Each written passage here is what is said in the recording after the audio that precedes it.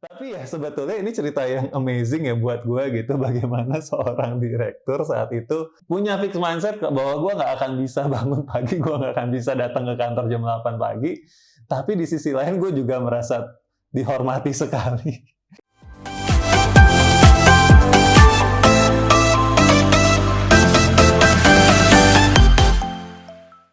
Halo semuanya, kembali lagi di channel Tanya Kak Sam. Kali ini gue mau cerita-cerita berkaitan dengan fixed mindset dan growth mindset tentunya, tetapi gue mau cerita dari sudut pandang gue sebagai anak buah dan juga gue sebagai bos. Jadi, waktu gue jadi anak buah, gue itu merasa gue pernah dipandang dengan fixed mindset oleh atasan gue. Contohnya adalah, emang dari dulu tuh gue suka terlambat. Sering banget terlambat. Sampai-sampai bos gue, dan ini levelnya udah direktur ya. Direktur gue itu tahu kebiasaan gue terlambat di kantor. Suatu saat, yang gue surprise banget adalah sekretarisnya nelpon gue. Halo Sam, ibu mau meeting sama kamu ya. Hari ini awalnya jam 11 siang. Oh iya mbak, ya dipanggil direktur dong, ya harus siap mbak, iya. Oke, lalu nggak lama kemudian, si direktur ini sendiri yang WhatsApp ke gua. Dia tuh bilang gini, Sam, maaf banget ya, kita kan harusnya meeting jam 11. Tapi saya ada kegiatan dan akhirnya saya bisa ketemu kamu itu jam 8 pagi. Kamu bisa nggak kalau jam 8 pagi? Nah, padahal jam kantor itu ya jam 8 pagi gitu. Tapi karena dia tahu gue tuh susah bangun pagi, terus abis itu gue terlambat mulu kantor, malah dianya yang berusaha, malah dia nggak enak untuk undang gue meeting di pagi hari. Wah, itu gue rasanya kayak nggak enak banget gitu. Gue kayak ngomong, ya bisa kok Bu, bisa, tenang aja Bu, bisa gitu ya. Tapi ya sebetulnya ini cerita yang amazing ya buat gue gitu, bagaimana seorang direktur saat itu ya benar-benar kayak punya fix mindset bahwa gue nggak akan bisa bangun pagi, gue nggak akan bisa datang ke kantor jam 8 pagi, tapi di sisi lain gue juga merasa dihormati sekali. Bahwa preferensi gue untuk kerja nyampe kantor siang itu dia tahu, terusnya dia ya berusaha untuk menyesuaikan. Ya, ini bukan sesuatu yang harus ditiru ya teman-teman. Jadi yang masih susah bangun pagi ke kantor terlambat, jangan terus pakai kisah ini untuk kalian jadikan alasan ya, enggak.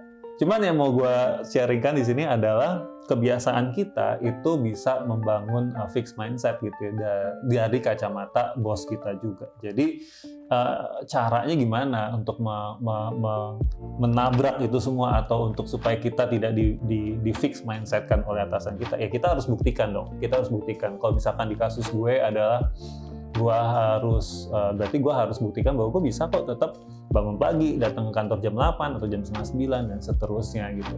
Nah, di kasus gue masih beruntung ya, karena bos gue sangat pengertian dan sangat baik sama gue.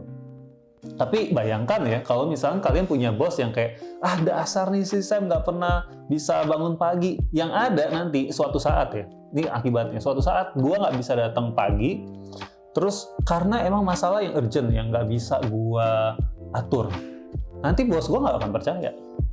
Lu mau ngomong-ngomong karena ada masalah keluarga dan segala macam, palingan karena lu nya aja. Nah, itulah akibat dari fixed mindset gitu.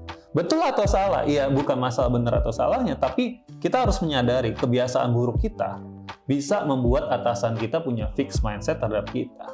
Nah, itu kisah gue sebagai anak buah. Selain itu, gue juga punya kisah yang menarik, yaitu gue sebagai atasan. Sebagai atasan, gue juga pernah ternyata punya fixed mindset kepada anak magang gue. Jadi waktu itu gue punya anak magang, ya namanya juga anak magang, belum terlalu punya banyak pengalaman, gue harus ngajarin. Dan gue pun juga bisa dengan mudah melihat, lu kurang ini, lu kurang itu, lu butuh ini, lu butuh itu, dan seterusnya. Nah, tapi sebagai atasan, gue ternyata lupa bahwa dia itu bisa belajar, dia bisa berkembang.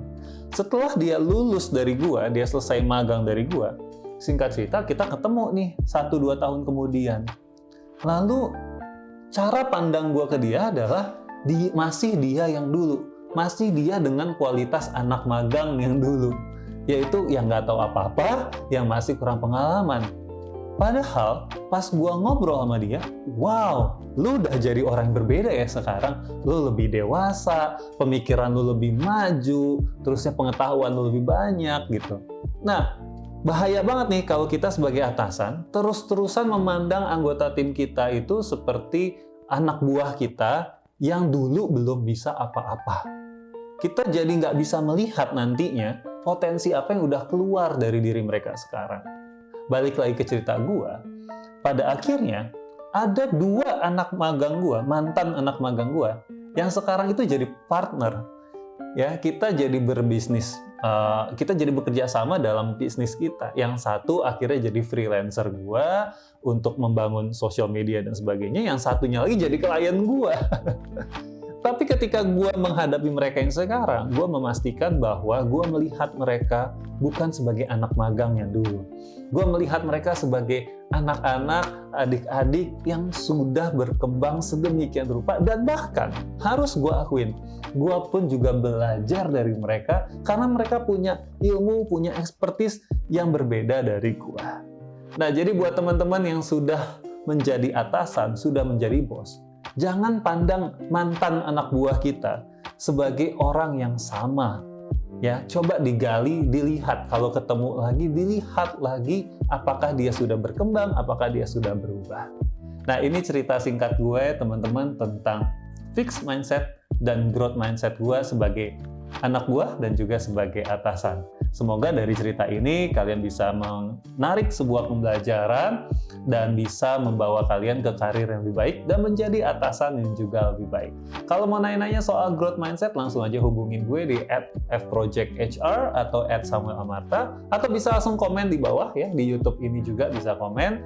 Dan kita juga ada training growth mindset buat company-company, jadi kalau tertarik untuk belajar lebih lanjut bareng-bareng belajarnya sama teman-teman sekantor supaya atasannya juga punya growth mindset ya, silakan langsung hubungin kita atau kunjungi website kita di www.fproject.id. Oke, sampai jumpa di cerita berikutnya. Bye.